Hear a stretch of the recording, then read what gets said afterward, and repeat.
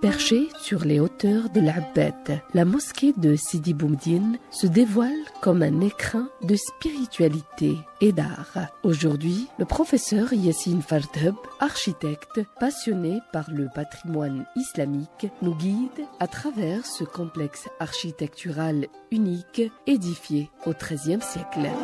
Lieu chargé d'histoire, la mosquée de Sidi Boumediene, construite vers 1339, est bien plus qu'un simple lieu de prière.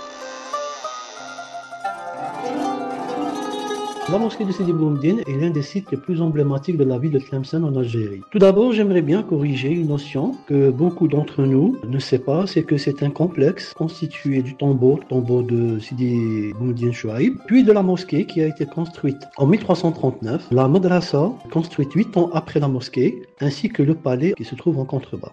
En pénétrant dans la cour, la lumière joue avec les surfaces, créant un tableau vivant. La lumière dialogue avec la géométrie sacrée. Chaque motif, chaque proportion respecte les principes mathématiques qui régissent l'art islamique médiéval. Les artisans d'antan ne créaient pas seulement un bâtiment, mais une représentation cosmique. C'est un chef-d'œuvre d'art islamique où fut introduit les proportions de la géométrie sacrée. Cette géométrie sacrée, elle est issue du nombre d'or. C'est l'élément clé de toute recherche harmonieuse, architecturale. Qu'est-ce qu'elle génère? Elle génère des angles et des proportions harmonieuses. Cette harmonie, c'est le principe de toute composition. Ceci d'une part. D'autre part, ça se reflète sur tout ce qui est espace, tel la cour centrale, l'entrée principale et il ne faut pas oublier le minaret.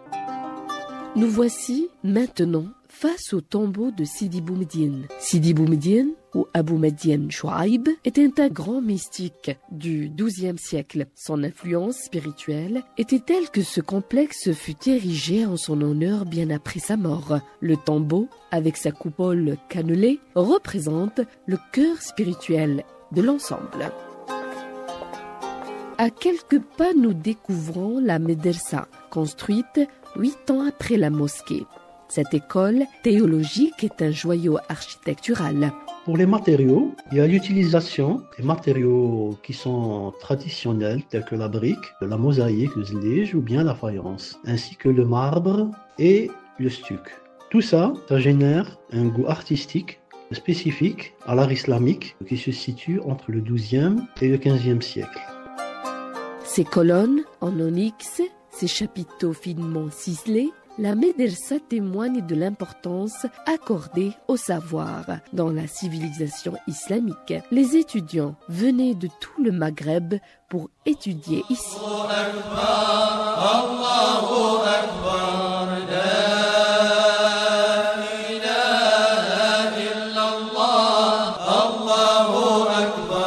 Notre parcours nous mène ensuite vers le palais et son jardin. Ce palais complète harmonieusement l'ensemble. Le jardin, avec son plan quadripartite, symbolise le paradis terrestre. L'eau, élément central, circule à travers des canaux soigneusement agencés. C'est l'illustration parfaite du concept islamique du jardin comme reflet du paradis.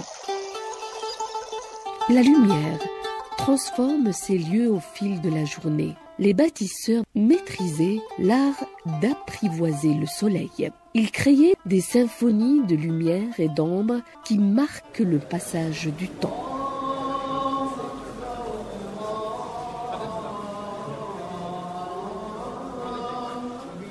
À l'heure où le soleil décline, la pierre dorée de Sidi Boumediene s'embrase une dernière fois dans ce dialogue entre architecture et lumière, entre géométrie et foi, se révèle l'âme profonde d'un art qui transcende les siècles. De Tlemcen, Amina Bejaoui pour Alger 3.